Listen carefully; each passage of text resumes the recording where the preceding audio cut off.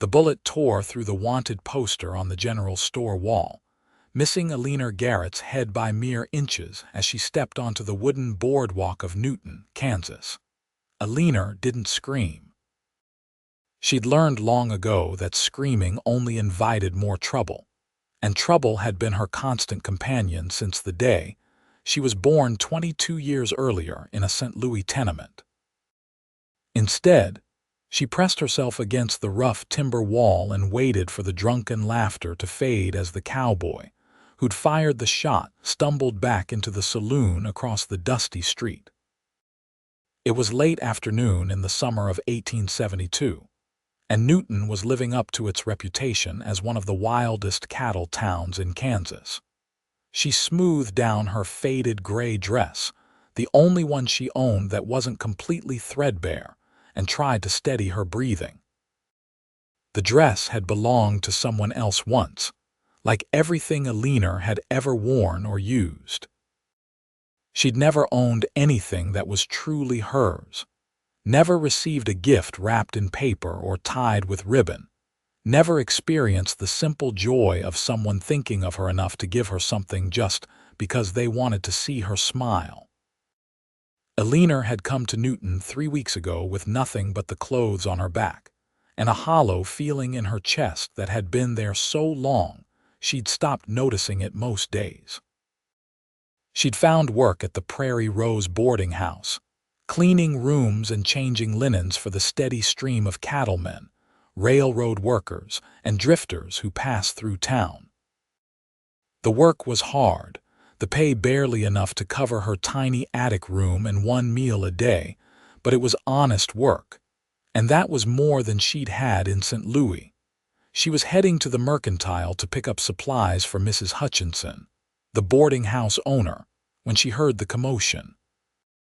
A group of men had gathered near the livery stable, their voices carrying across the street in excited murmurs. Eleanor knew she should mind her own business, but curiosity pulled her closer. "I'm telling you, I saw him with my own eyes," one man was saying, his voice tinged with awe. "Biggest man I ever seen, living up in the Smoky Hills. They say he can track anything that moves, kill a bear with his bare hands." "Mountain man," another added. "Name's Vincent Garrett, though most folks just call him Ghost on account of how quiet he moves through the wilderness." Eleanor's steps faltered. Garrett, the same surname as the one she'd been given at the orphanage, though she'd never known if it was real or just something the nuns had assigned her. The coincidence sent a strange shiver down her spine. "What's he doing in Newton?" someone asked. "Brings furs and game to trade every few weeks. Don't talk much, don't cause trouble. Just does his business and disappears back into the hills." Eleanor continued to the Mercantile, but the conversation stayed with her. She'd heard stories about mountain men, those solitary souls who chose the harsh wilderness over civilization, who could survive where others would perish. She'd never imagined meeting one. That evening, as she was hanging laundry in the yard behind the boarding house, she saw him. Vincent Garrett stood at least 6 feet 4 inches tall, his broad shoulders straining against a buckskin shirt that had seen better days. His hair, dark as a raven's wing, fell past his shoulders in waves that caught the fading sunlight. Even from a distance, Eleanor could see the muscles in his arms as he loaded supplies onto a sturdy pack horse, each movement economical and purposeful. His face was weathered from years in the sun and wind, with a strong jaw covered in dark stubble and eyes that seemed to take in everything around him without appearing to look directly at anything. He was the most magnificent man Eleanor had ever seen, and the sight of him made her breath catch in her throat in a way she didn't quite understand. As if sensing her gaze, Vincent turned his head and looked directly at her. His eyes were a startling blue-gray, like storm clouds over the prairie, and for a moment that seemed to stretch into eternity, they simply stared at each other across the yard. Eleanor felt heat rise to her cheeks and quickly ducked her head, focusing intently on the pillowcase in her hands. When she dared to look up again, he was gone, as if he'd never been there at all. That night, she lay in her narrow bed under the sloped ceiling of the attic, unable to sleep. She kept seeing those eyes, kept feeling the strange flutter in her chest that his gaze had provoked. It was foolish, she told herself. A man like that, wild and free, would have no interest in a skinny orphan girl with nothing to her name but a borrowed dress and calloused hands. The next morning, Eleanor found something on the back step of the boarding house where she always sat to eat her breakfast. It was a smooth river stone, no bigger than a silver dollar, with swirls of cream and gold running through the gray. It was beautiful in its simplicity, and someone had placed it carefully on the step, not tossed there carelessly. She picked it up, turning it over in her palm. The stone was warm from the morning sun and impossibly smooth, as if water had caressed it for 1,000 years. Eleanor had never owned anything so beautiful. She looked around the empty yard, searching for whoever might have left it, but saw no one. She tucked the stone into her apron pocket and carried it with her throughout the day, touching it occasionally to reassure herself it was real. That evening, she placed it on the small shelf beside her bed, where it caught the lamplight and glowed softly. A week later, Eleanor was returning from the market with a basket of vegetables when she noticed something tucked into the fence post near the boarding house. It was a feather, an eagle feather by the looks of it, perfect and unblemished, with bands of brown and white that seemed to shimmer in the late afternoon light. Her heart began to beat faster as she carefully extracted the feather from where it had been wedged into a split in the wood. This was no accident, no random occurrence. Someone was leaving these things for her, and she had a strong suspicion who that someone might be. She'd seen Vincent in town twice more since that first evening, always at a distance, always watching her with those penetrating eyes before disappearing like smoke. He never approached, never spoke, but she felt his presence like a physical thing, protective and warm. Eleanor held the feather gently, afraid she might damage it. No one had ever given her anything before, and now in the span of a week, she'd received 2 gifts. Her eyes stung with unexpected tears as she carried the feather inside and placed it next to the stone on her shelf. The following week brought a small piece of amber with an ancient insect perfectly preserved inside. Eleanor found it on the windowsill of the kitchen where she worked each morning. The amber was smooth and warm, and she could spend hours looking at the tiny creature trapped in time, imagining the world it had known. After that came a cluster of crystals that sparkled like captured starlight, then a piece of petrified wood that showed the growth rings of a tree that had lived and died long before humans walked the earth. Each gift was small enough to fit in her palm, but to Eleanor, they were treasures beyond measure. She began to anticipate Fridays, for that seemed to be when Vincent came to town and when new gifts would appear. She never saw him leave them, but she knew they came from him. The knowledge filled her with a warmth she'd never experienced, a feeling that someone saw her, thought of her, cared enough to bring her these small wonders from the wild places he called home. Mrs. Hutchinson noticed the change in Eleanor. "You're smiling more these days, girl," she said one morning as Eleanor scrubbed the front steps. "Got yourself a beau?" Eleanor felt her cheeks flush. "No, madam, just grateful for the work and the fine weather." The older woman studied her with knowing eyes. "Well, whatever it is, it suits you. You look almost pretty when you smile." It was the closest thing to a compliment Eleanor had ever received from her employer, and it made her smile wider. 6 weeks after the first stone appeared, Eleanor finally gathered the courage to wait by the back fence on Friday evening, hoping to catch Vincent when he came to leave his weekly gift. The sun was setting, painting the sky in shades of orange and gold, and the air had that quality of stillness that comes just before dark. She almost missed him. One moment the yard was empty, and the next he was there, moving with a silence that seemed impossible for a man of his size. He held something small in his large, scarred hand, and when he saw her standing there, he froze for a long moment. They simply looked at each other. Up close, he was even more imposing than she'd realized. His shoulders were impossibly broad, his arms thick with muscle earned from years of hard living. His hands looked like they could snap a branch as thick as her wrist, yet he held whatever gift he'd brought with a gentleness that made her heart ache.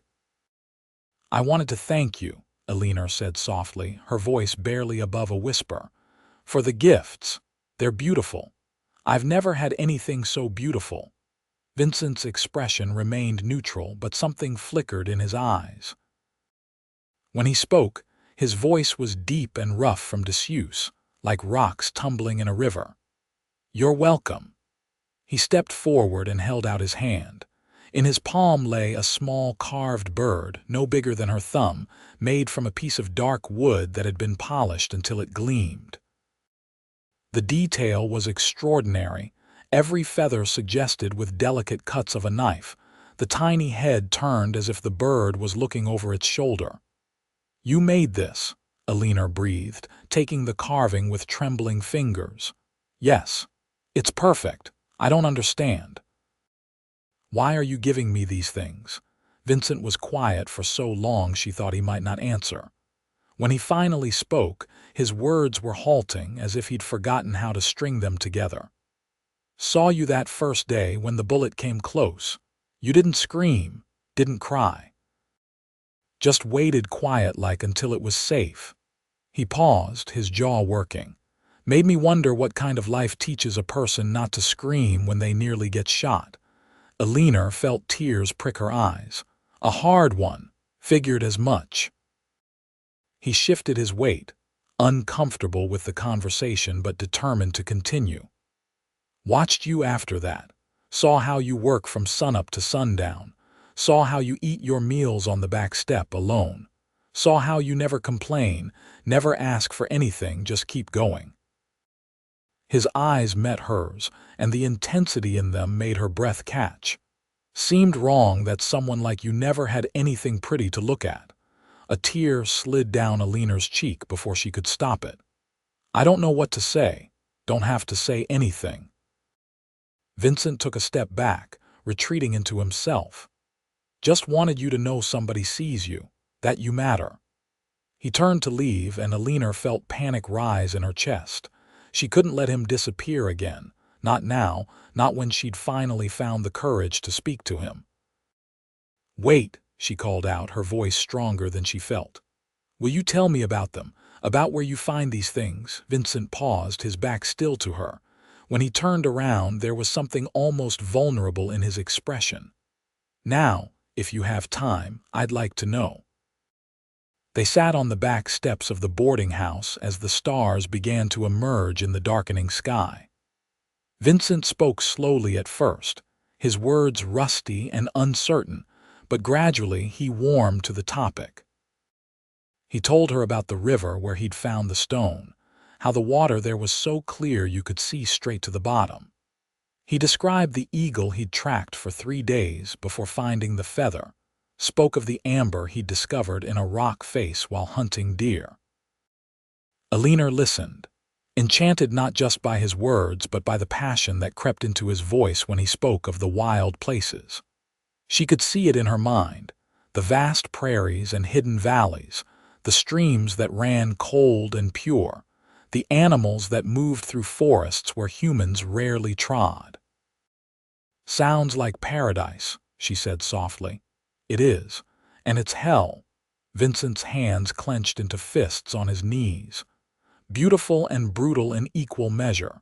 Take your eye off things for 1 second and the wilderness will kill you. But live right, respect it, and it gives back more than any town ever could." "Why did you leave? To live out there, I mean." Vincent's expression grew distant. War did things to me, to lots of men, came back in '65 and couldn't stand being around people anymore. All the noise, the falseness, the cruelty folks do to each other for no good reason. He shook his head.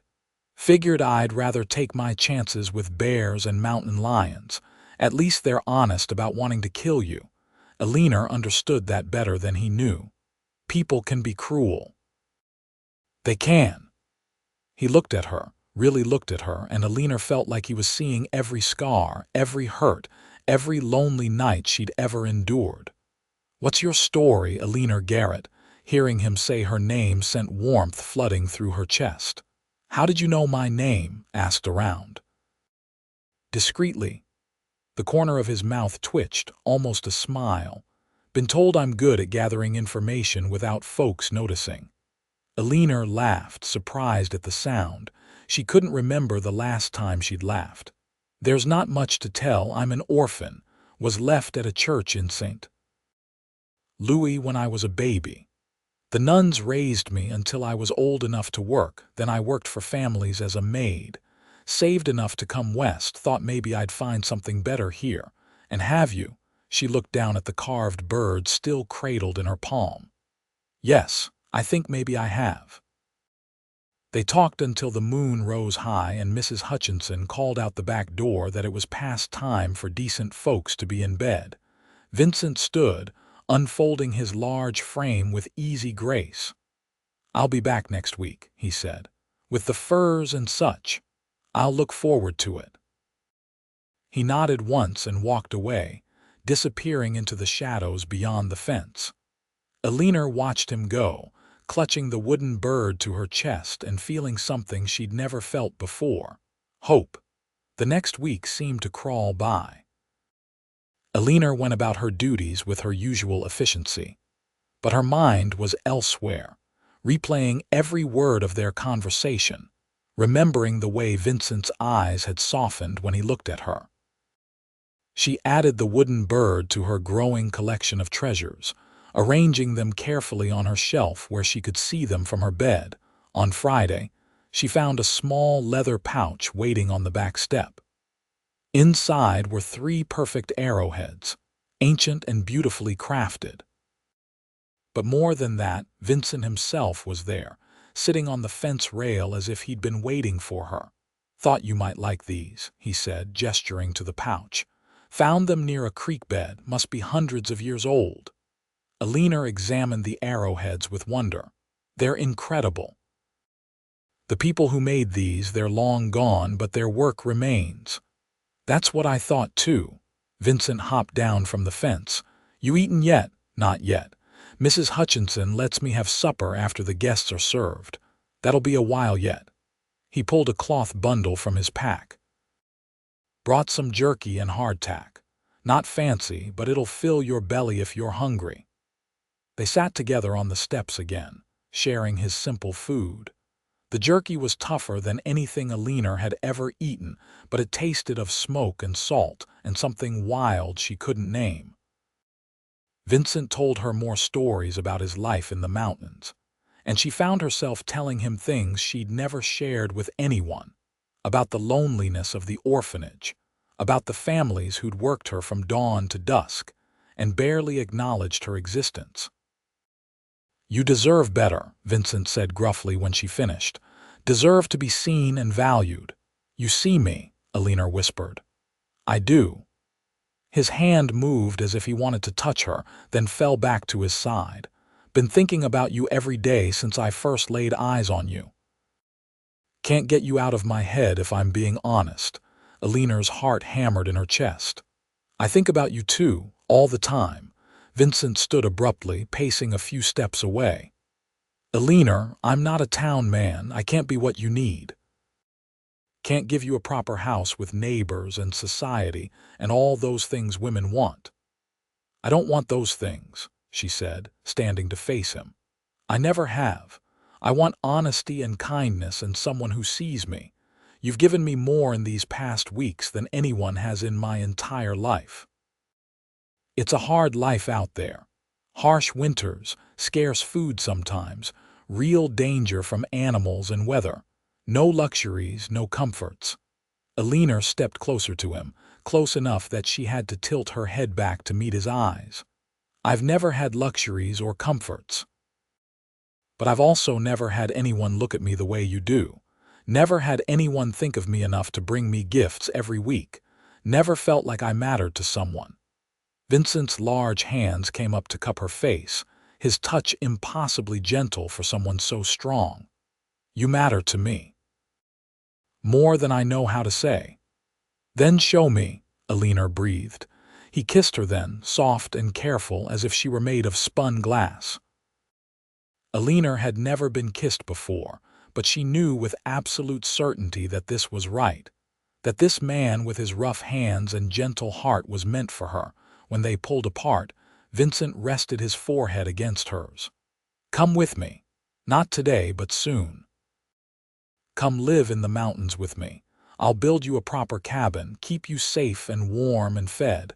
I'll bring you treasures every day if that's what makes you smile.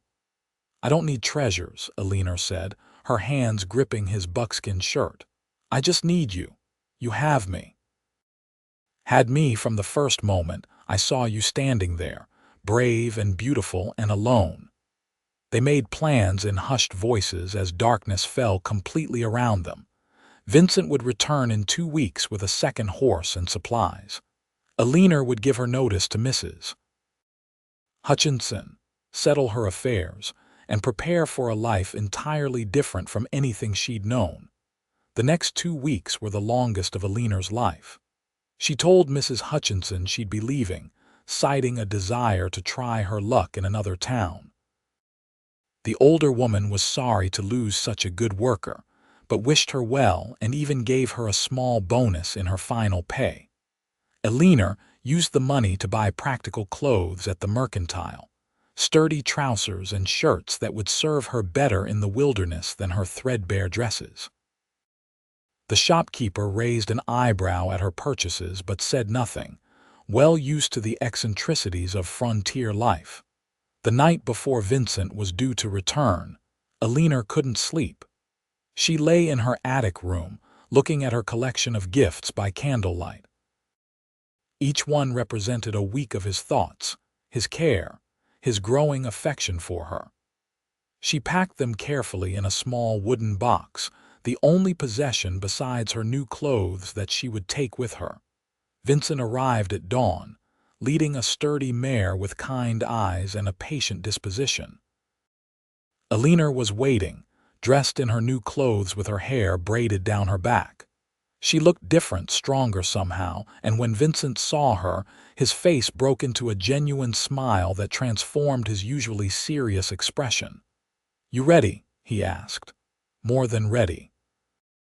They rode out of Newton as the sun rose, painting the prairie gold and amber. Eleanor didn't look back. There was nothing in that town she would miss, no one who would particularly miss her. Her life was ahead of her now, riding beside this quiet, powerful man who had seen her when she was invisible to everyone else. The journey to Vincent's home in the Smoky Hills took 3 days. He led them along paths that seemed to exist only in his mind, navigating by landmarks and instincts Eleanor couldn't fathom. They camped under the stars at night, and Vincent showed her how to build a fire that would last until morning, how to read the signs of weather in the clouds, how to move quietly through the wilderness without disturbing it. Eleanor absorbed everything like parched earth soaking up rain. This was the education she'd been craving all her life, not the grudging instruction of the nuns or the harsh orders of her employers, but genuine teaching from someone who wanted to share their knowledge with her. On the 3rd day, they crested a hill, and Vincent pointed down into a valley carved by a clear stream. "There, that's home." The cabin sat in a small clearing surrounded by cottonwood and oak trees. It was larger than Eleanor had expected, built from sturdy logs chinked with mud and moss, with a stone chimney rising from one end. A small corral held 2 horses, and she could see a garden plot and what looked like a smokehouse nearby. "It's beautiful," she breathed. "It's yours now, too," Vincent said. "Everything I have is yours, Eleanor, my home, my life, my heart, all of it." Eleanor felt tears stream down her face, but these were tears of joy, not sorrow. "I never thought I'd have a home, a real home." "You do now." They rode down into the valley, and Vincent helped her dismount in front of the cabin. Inside, it was simple but clean, with a large stone fireplace, a sturdy table and chairs, a bed frame that Vincent had clearly built himself, and shelves lined with supplies and tools. The floor was packed earth, swept clean, and bundles of dried herbs hung from the rafters, filling the air with their scent. "I'll build more furniture," Vincent said, watching her anxiously. "Shelves for you, a proper chair by the fire, whatever you need." "Vincent." Eleanor turned to face him, taking his large hands in her smaller ones. "It's perfect. You're perfect. This is more than I ever dreamed of having." He pulled her close, wrapping his arms around her and resting his chin on top of her head. Eleanor felt safe for the first time in her life, protected and cherished and home. They spent the evening settling her in, finding places for her few belongings. Vincent cleared a special shelf near the window for her box of treasures, understanding without being told how much they meant to her. They ate a simple dinner of beans and cornbread, and Vincent told her stories about the valley, about the animals that lived there and the changing of the seasons. That night, as they lay together in the bed that was now theirs, Vincent held her close and whispered promises into her hair. Promises to protect her, to provide for her, to love her for all his days. Eleanor made promises too, to stand beside him, to learn his ways, to build a life with him in this wild, beautiful place. Their first weeks together were a time of learning and adjustment. Vincent taught Eleanor to shoot, starting with a rifle for hunting and then a pistol for protection. She had a natural eye and steady hands, and soon she could hit targets with reasonable accuracy. He showed her how to track game, how to set snares for rabbits, how to fish in the stream that ran past their cabin. Eleanor proved herself a quick study and a hard worker. She took over the cooking, turning Vincent's simple fare into more varied and flavorful meals with the addition of wild herbs and vegetables from the garden. She learned to preserve meat by smoking and drying, to tan hides for leather, to make soap from lye and animal fat. But beyond the practical skills, they were learning each other. Vincent discovered that Eleanor sang while she worked, soft melodies that made the cabin feel like a real home. Eleanor learned that Vincent had a dry sense of humor that emerged when he was comfortable, and that he was far more educated than his rough exterior suggested, with a collection of books he'd packed out to the cabin over the years. They read together in the evenings by firelight, Eleanor curled against Vincent's broad chest as he held the book and turned the pages. Sometimes they read adventures or poetry, other times practical manuals on farming and animal husbandry. It didn't matter what the words said. What mattered was the closeness, the shared quiet, the peace of being together. Vincent continued to bring Eleanor gifts, though now he could present them directly instead of leaving them for her to find. A particularly beautiful pine cone, a bit of honeycomb still dripping with sweetness, a handful of wild strawberries he'd found on a distant hillside. Each gift was given with a look that said more than words could, and Eleanor treasured them all. She began making things for Vincent in return. She sewed him new shirts from fabric they'd bought on a supply trip to Newton, embroidering his initials on the cuffs with careful stitches. She knitted him thick socks for the coming winter and carved him a new pipe to replace his old one that had cracked. "You don't have to do this," Vincent said when she presented him with the pipe, running his fingers over the smooth wood. "I want to," Eleanor replied. "You've shown me what it feels like to receive gifts. I want you to feel it too." Vincent pulled her into his arms, kissing her deeply. I already have the greatest gift. You're here. You chose me. You chose me first, Eleanor reminded him. You saw me when no one else did. Summer faded into fall, and the valley transformed into a riot of gold and crimson as the leaves changed. Vincent took Eleanor on long rides through the hills, showing her secret places he'd discovered in his years of solitary wandering. A waterfall that tumbled into a crystal pool, a meadow where elk came to graze at dawn, a cave decorated with ancient paintings left by people long forgotten. Eleanor fell more in love with him each day, with his strength and gentleness, his quiet competence, the way he looked at her as if she were the most precious thing in the world. And Vincent, who had thought himself content with solitude, discovered that sharing his life with Eleanor made everything better, brighter, more meaningful. One evening in late October, as they sat by the fire after supper, Vincent grew quiet and serious. Eleanor looked up from the socks she was knitting to find him watching her with an intense expression. "What is it?" she asked. "Been thinking," he said slowly. "We should get married proper. I know we consider ourselves bound already, but I want it legal and official. Want everyone to know you're my wife." Eleanor set down her knitting, her heart racing. "Are you asking me to marry you, Vincent Garrett?" "I am." He slid off his chair to kneel before her, taking her hands in his.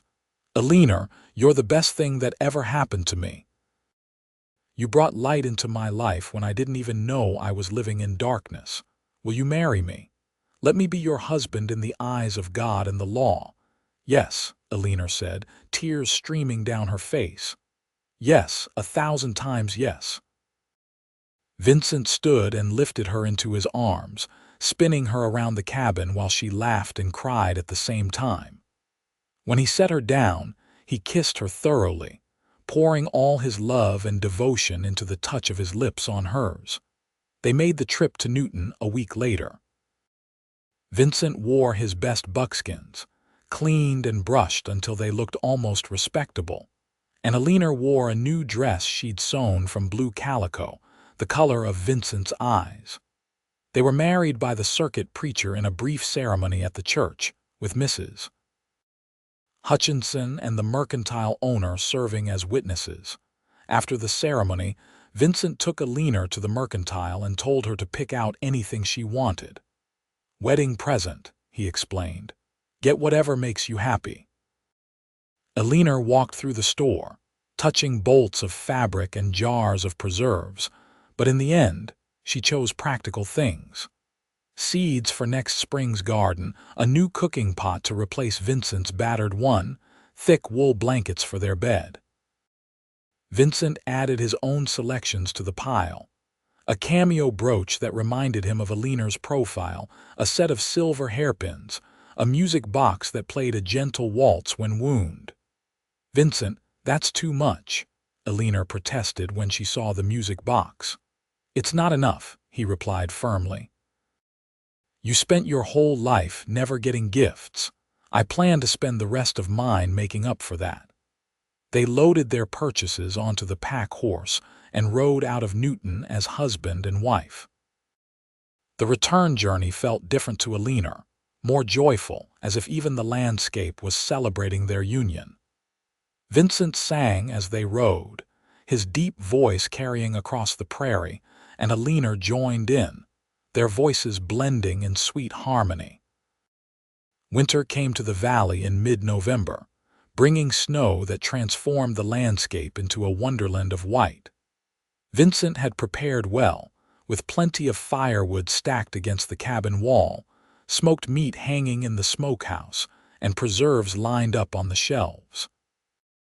The horses were safe in the corral with a lean-to for shelter, and the cabin itself was snug and warm.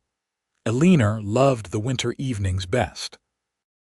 They would sit together by the fire, Vincent carving or repairing equipment while Eleanor sewed or knitted, the wind howling outside but unable to touch them in their cozy sanctuary. Sometimes Vincent would pull out his fiddle, an instrument Eleanor hadn't known he owned, and play haunting melodies that spoke of wild places and wilder hearts on Christmas Eve. Vincent surprised Eleanor by bringing in a small pine tree and setting it up in the corner of the cabin. He'd made decorations from pieces of wood and scraps of fabric, and together they hung them on the branches while snow fell softly outside the windows. "I never had a Christmas tree before," Eleanor said softly, gazing at their creation. "The orphanage couldn't afford such things, and the families I worked for never included me in their celebrations. You'll have one every year now," Vincent promised, "and every other good thing I can possibly give you." He presented her with his gift, a wooden box he'd carved over many secret hours. The lid was decorated with an intricate pattern of vines and flowers, and inside, the box was lined with soft leather. It was beautiful and practical, perfect for storing her growing collection of treasures. Eleanor gave him a thick winter coat she'd sewn from deerskin and lined with rabbit fur, every stitch placed with love. Vincent put it on immediately, marveling at the perfect fit and the warmth. "How did you manage this without me noticing?" he asked. "I worked on it while you were out hunting," Eleanor admitted. "Nearly froze my fingers some days, sewing outside so you wouldn't see." Vincent pulled her close, wrapping them both in the new coat. "You're the most amazing woman I've ever known, strong and clever and beautiful and mine." "Yours," Eleanor agreed, tilting her face up for his kiss. "Always yours." Winter deepened, and there were days when the snow was too heavy for them to venture outside except to care for the horses. But they didn't mind. The cabin was their world, and they were content within it. Vincent told Eleanor stories from his years in the war and his time in the mountains, sharing parts of himself he'd never shared with anyone. Eleanor reciprocated, opening up about her deepest hurts and fears, finding healing in his patient listening and fierce protectiveness. One night in January, a blizzard struck with terrifying force. The wind screamed around the cabin, and snow piled against the door so high that Vincent had to dig them out the next morning. Eleanor huddled by the fire, trying not to show her fear, but Vincent saw it anyway. "We're safe here," he assured her, wrapping a blanket around her shoulders. "I built this cabin to withstand anything the mountains could throw at it. The walls are thick, the roof is strong, and we have enough supplies to last months if we need them." "I'm not afraid for us," Eleanor said. "I'm afraid for the animals, for any creature caught out in this storm." Vincent's expression softened. "That's who you are, isn't it? Always thinking of others, even when you're the one who needs comfort." He sat beside her and told her about the animals' instincts, how they knew to seek shelter before storms hit, how they survived in the wild through generations of adaptation. His words soothed her, and eventually she fell asleep against his shoulder, lulled by the rumble of his voice and the warmth of the fire. The blizzard lasted 3 days, but when it finally cleared, the valley was transformed into a sparkling wonderland. The sun on the snow was so bright it hurt to look at, and icicles hung from the eaves like crystal daggers. Vincent and Eleanor bundled up and went outside, marveling at the beauty. Eleanor bent to scoop up a handful of snow, then shrieked with laughter as Vincent dumped an armload down the back of her coat. She retaliated by throwing a snowball that caught him square in the chest, and soon they were engaged in a full snowball fight, laughing like children as they chased each other around the clearing. Vincent caught Eleanor around the waist, and they tumbled into a snowdrift together, breathless and rosy-cheeked. He kissed her there in the snow, his lips warm against hers despite the cold, and Eleanor thought her heart might burst from sheer happiness. "I love you," she said when they broke apart. "I love you so much it scares me sometimes." "Don't be scared," Vincent murmured, brushing snow from her hair. "I love you just as much. You're my whole world, Eleanor, my reason for everything." They lay in the snow a moment longer, looking up at the brilliant blue sky, before Vincent pulled her to her feet and led her back inside to warm up by the fire. Spring came slowly to the valley, the snow retreating inch by inch until patches of brown earth appeared. Eleanor was eager to start her garden, and Vincent helped her turn the soil and build up the beds. They planted the seeds she'd bought in Newton, along with others Vincent had saved from previous years. As Eleanor knelt in the dirt, pressing seeds into the earth, she felt a wave of contentment wash over her. This was her land now, her home. These seeds would grow into plants that would feed her and her husband through the coming year.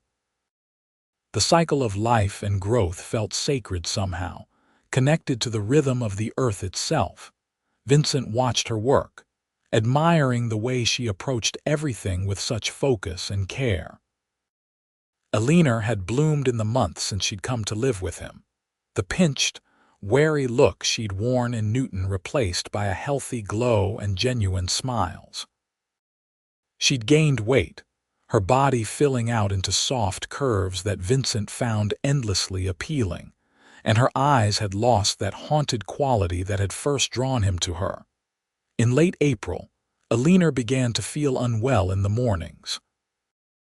At first, she thought it might be something she'd eaten, but when the queasiness persisted for more than a week, Vincent insisted they make a trip to Newton to see the doctor. Dr. Morrison examined Eleanor thoroughly, then smiled and announced what Vincent had already suspected. "Congratulations, Mrs. Garrett. You're going to have a baby.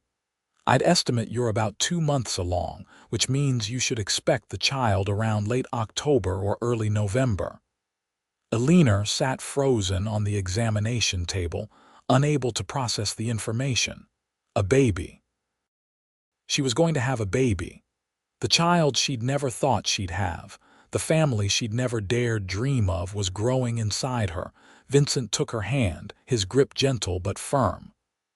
"Eleanor, you all right?" She looked up at him, seeing the concern and joy warring in his expression. "I'm going to be a mother." "You're going to be the best mother," Vincent said fiercely. "Our child is the luckiest baby in the world to have you." Eleanor burst into tears, overwhelmed by emotion. Vincent gathered her into his arms, holding her while she cried out years of pain and loneliness, washing them away with tears of joy and hope. The journey back to the valley seemed to take forever. Eleanor's mind raced with 1,000 thoughts and questions. What kind of mother would she be? How would she care for an infant in the wilderness? What if something went wrong? Vincent seemed to sense her anxiety. "We'll figure it out together," he said as they rode. "I'll take care of you both. Whatever you need, whatever the baby needs, I'll provide it." "I don't know how to be a mother," Eleanor admitted. "I never had one of my own, not really. What if I do it wrong?" "You'll do it right because you love our child already. I can see it in your eyes." Vincent reached over to take her hand. "And you're not alone. We're in this together, every step of the way." His confidence bolstered Eleanor's spirits, and by the time they reached the cabin, she was starting to feel excited rather than terrified. They spent the evening making plans, discussing how they would need to prepare for the baby's arrival. Vincent threw himself into preparations with characteristic intensity. He built a cradle from smooth pine, sanding it until there wasn't a splinter to be found, and carved small animals to hang above it. He reinforced the cabin's chinked walls to eliminate any drafts that might chill the baby, and made sure they had extra blankets and warm clothes. Eleanor sewed tiny gowns and knitted impossibly small socks and caps, marveling at how little they were. She prepared clean cloths for diapers and made a soft quilt for the cradle, each stitch placed with love for the child she hadn't yet met. As summer progressed and Eleanor's belly grew round, Vincent became increasingly protective. He insisted she rest more, take on lighter chores, avoid anything that might be dangerous. Eleanor found his concern endearing even when it was excessive, understanding that it came from love and the fear of losing what he held most dear. On a warm day in July, Vincent took Eleanor to the meadow where the elk grazed. They sat together under a cottonwood tree, and Vincent placed his large hand on Eleanor's swollen belly, feeling the baby kick and move. "There's a person in there," he said with wonder. "Our son or daughter getting ready to meet us." "You hope for a boy or a girl?" Eleanor asked. Vincent considered the question seriously. "I hope for a healthy baby and a safe delivery for you. That's all that matters to me." "You'll be a wonderful father," Eleanor said, covering his hand with hers. "This baby is so lucky to have you." "No," Vincent said, leaning in to kiss her gently. "I'm the lucky one.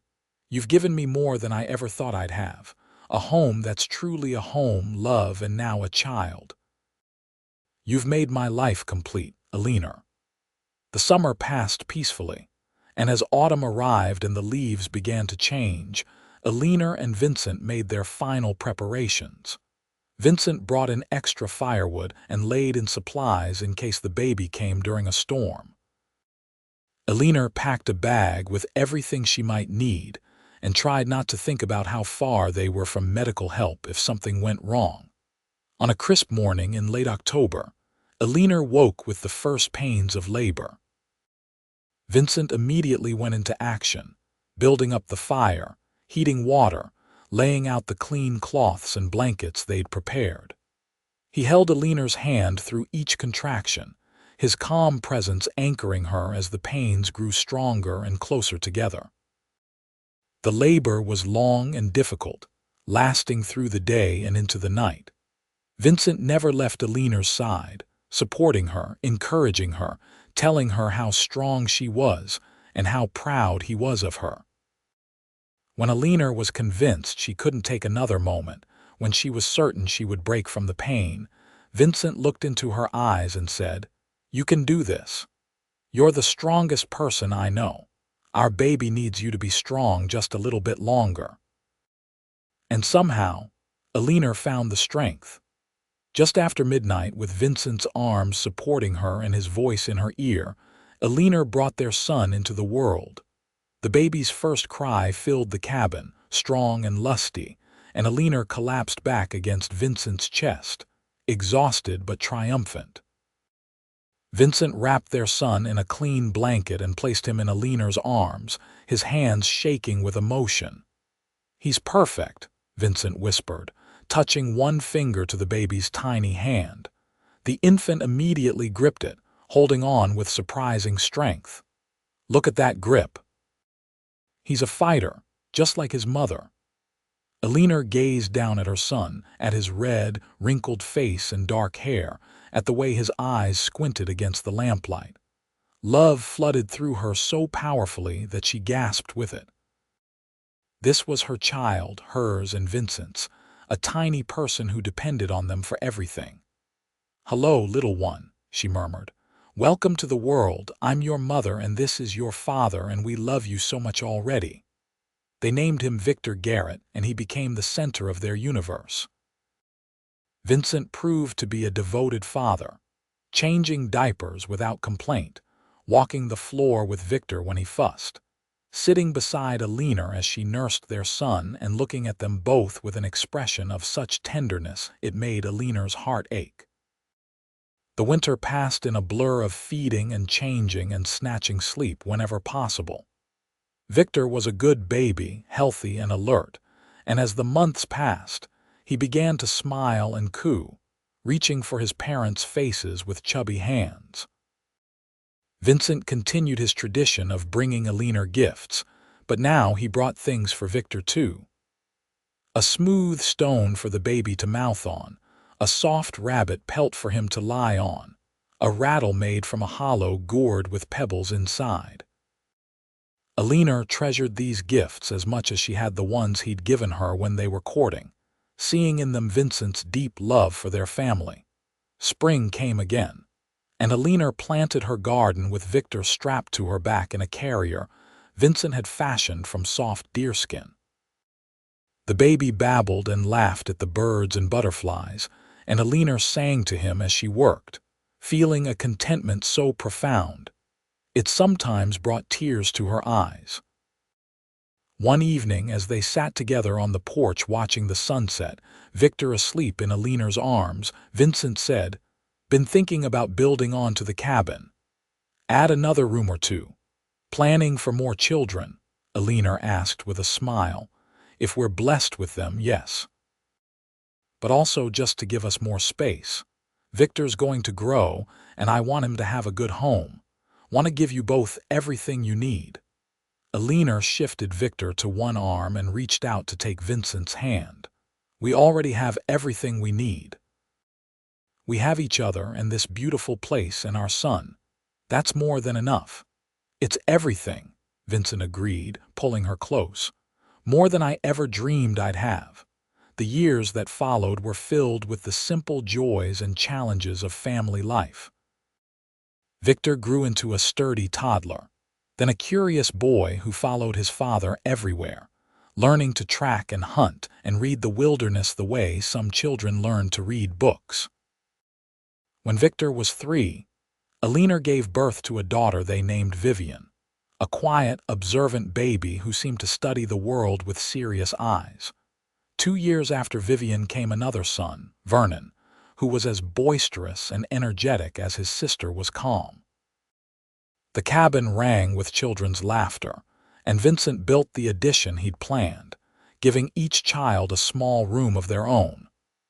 Eleanor continued to receive her weekly gifts from Vincent, even though they'd been married for years and had 3 children.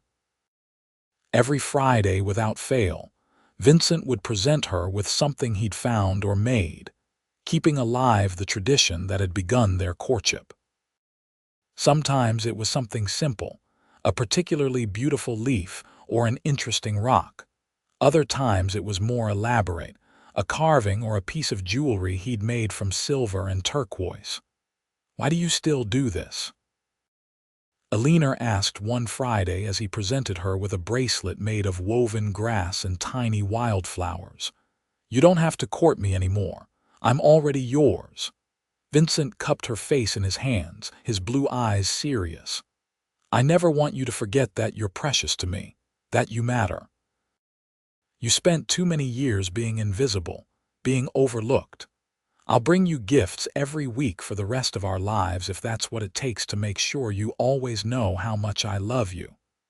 Eleanor kissed him, pouring all her love and gratitude into the touch. "I know," she whispered against his lips. "I've always known. From the very first stone you left on that back step, I've known that you see me and value me. You saved me, Vincent. You gave me everything I never had: a home, a family, love, and the knowledge that I matter to someone." "You matter to me more than anything in the world," Vincent said fiercely. "You and our children are my whole life, Eleanor. Everything I do, everything I am, it's all for you." Their children grew, learning the ways of the wilderness from their father and the gentler arts of home and garden from their mother. Victor became an expert tracker by the age of 12, able to read signs in the forest that even Vincent sometimes missed. Vivian developed a talent for healing, learning about herbs and medicines from books Vincent bought on his trips to town, and from her own careful observations of the natural world. Vernon had his father's size and strength, growing tall and broad-shouldered, with a gift for building and crafting that showed itself early. Eleanor taught them all to read and write, using the small collection of books in the cabin and newspapers Vincent brought back from Newton. She told them stories of their family, of how she and Vincent had met, of the gifts that had brought them together. "Your father saw me when I was invisible," she told them. "He gave me treasures not because I'd earned them or because he wanted something in return, but simply because he wanted me to have beautiful things. That's what love is, children. It's seeing someone truly and giving to them freely, expecting nothing back but the joy of knowing you've made them happy." The children absorbed these lessons, growing into kind, thoughtful young people who treated others with respect and compassion. When Victor was 15, he carved his first gift for a girl in Newton he'd taken a shine to, following in his father's footsteps. When Vivian was 13, she began collecting interesting stones and flowers, creating her own treasure box like the one her mother kept by her bedside. Eleanor and Vincent watched their children grow with pride and joy, but they also made sure to nurture their own relationship. They still read together by firelight in the evenings, still took long walks through the valley on Sunday afternoons, still talked for hours about everything and nothing.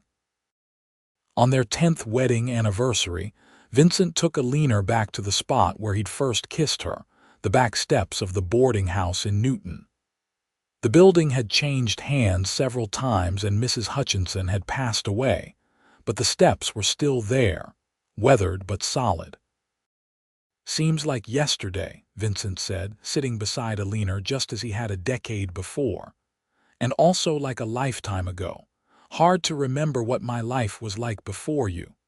"Lonely," Eleanor said softly. "For both of us, not anymore."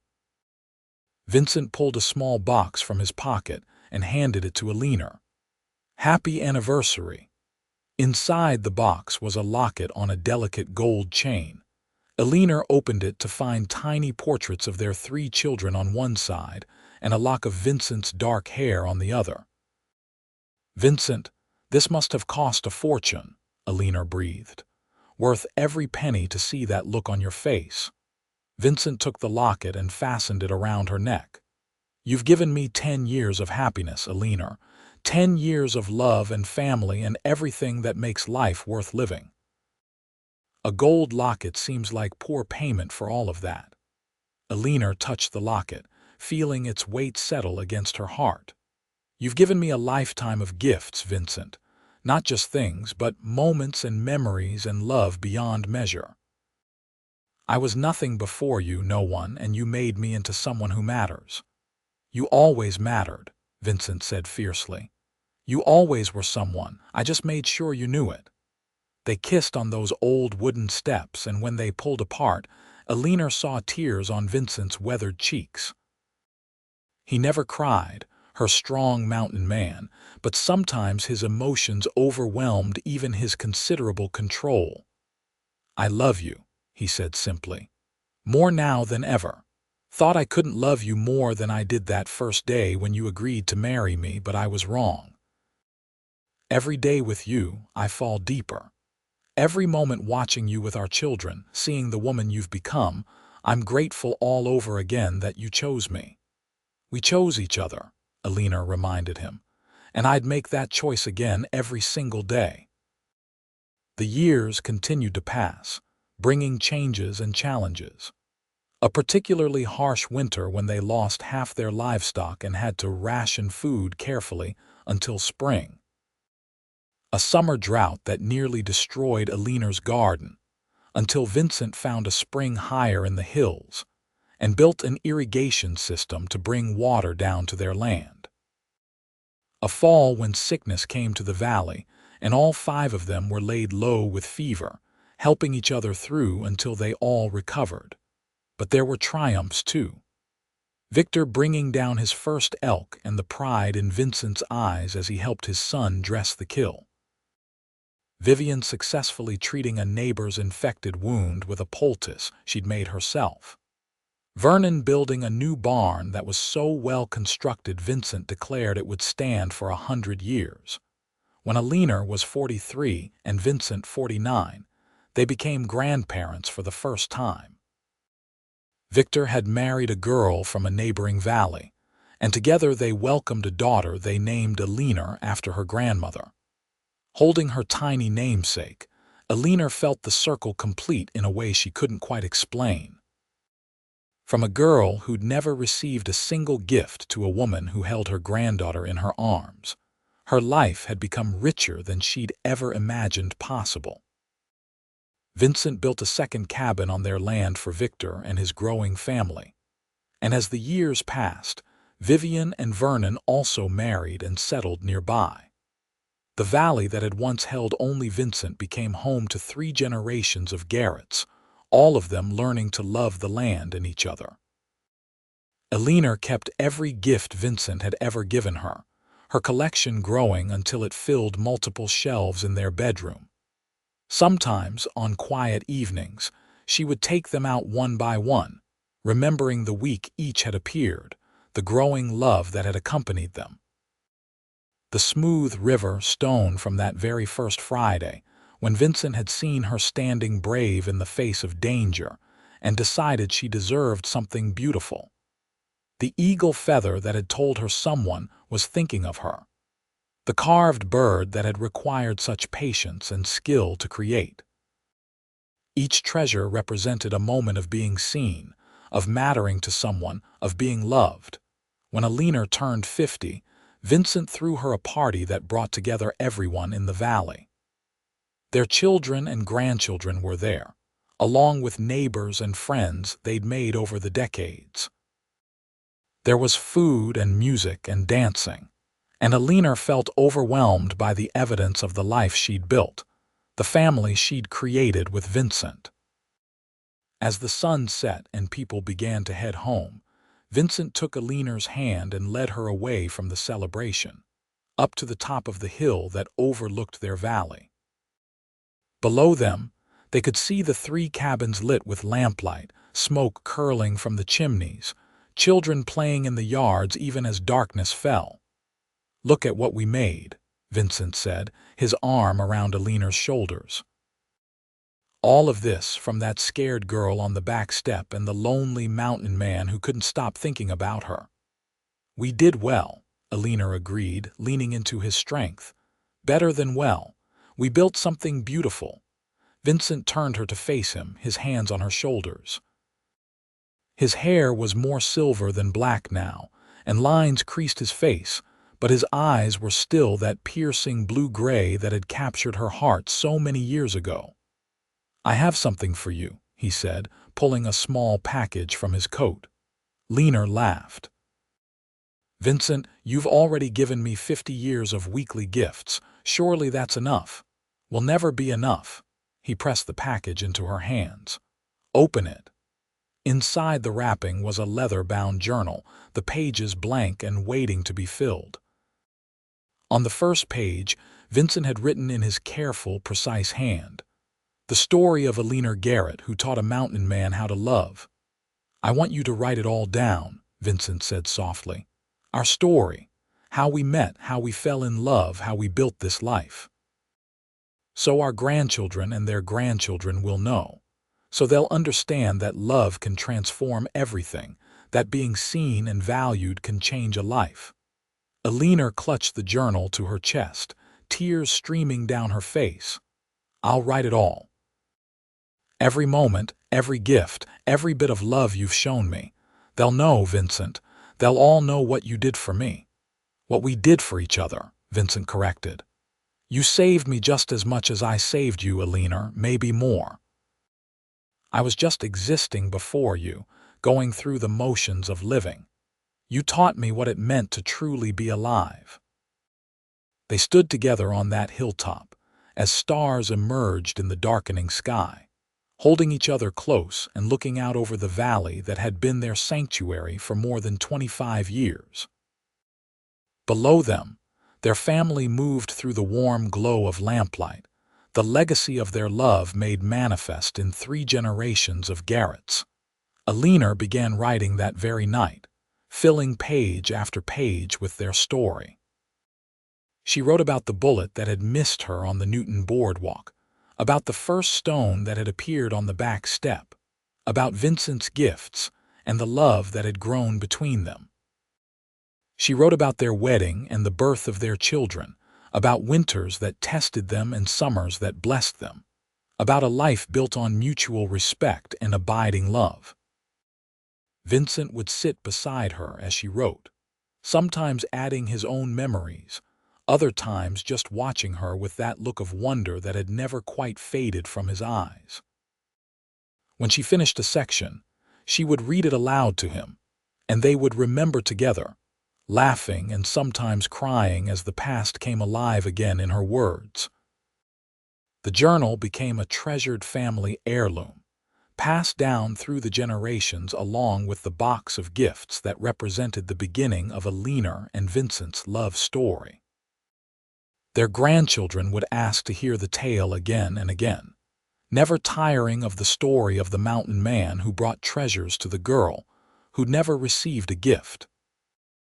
Eleanor and Vincent lived to see their great-grandchildren born, to watch the valley they'd settled become home to dozens of Garretts, and the families they married into.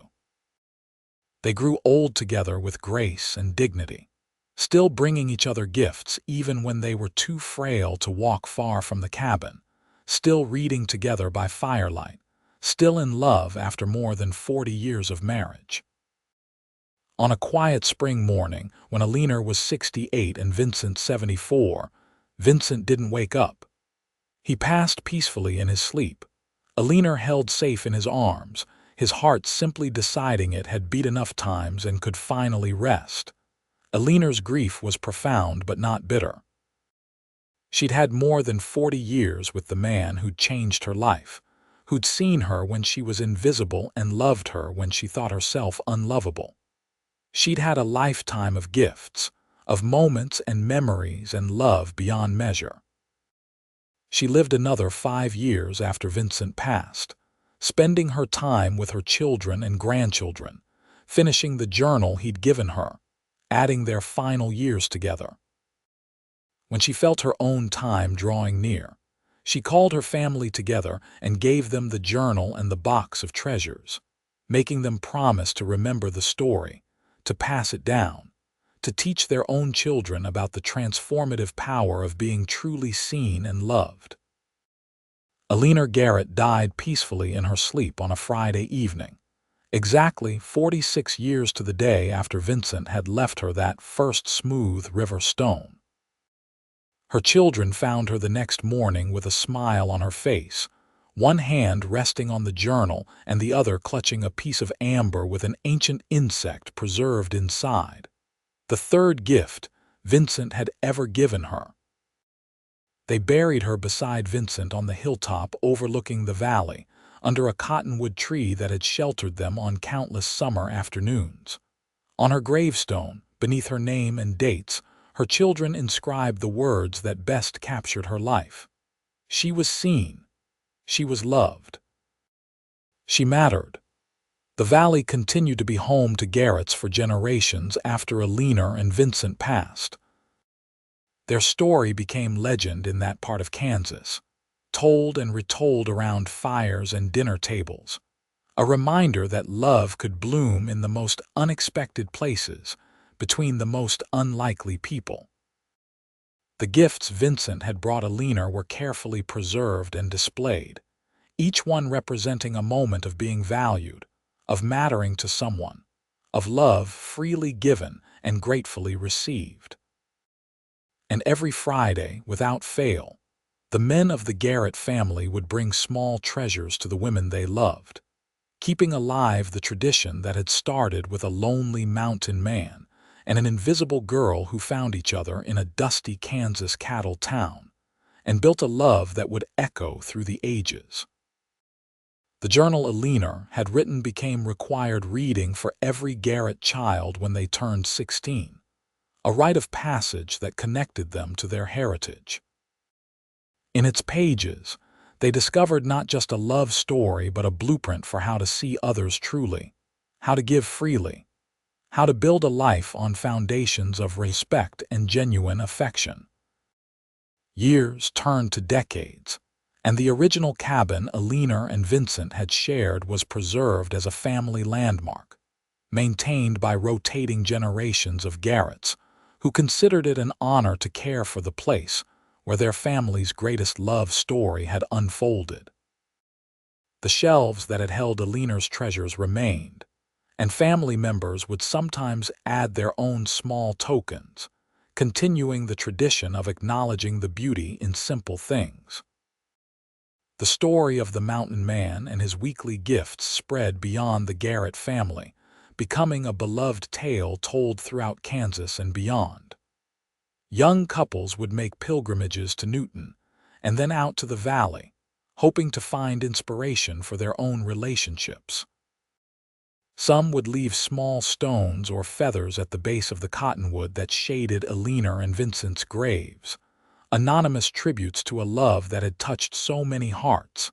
In the end, what Eleanor and Vincent had built together outlasted them both by generations. Their love became more than just their own private joy. It became a testament to what was possible when two people truly saw each other, valued each other, and chose each other every single day. From that first smooth river stone to the final words in Eleanor's journal, their story was one of transformation, of two damaged souls finding healing in each other's arms, of gifts given freely, and love received gratefully. And somewhere in the hills above that Kansas valley, if you listened carefully on quiet Friday evenings, you might hear echoes of laughter and whispered words of love, the spirits of a mountain man and the woman he'd cherished still together, still in love, still bringing each other treasures in a place where hearts healed and love never died.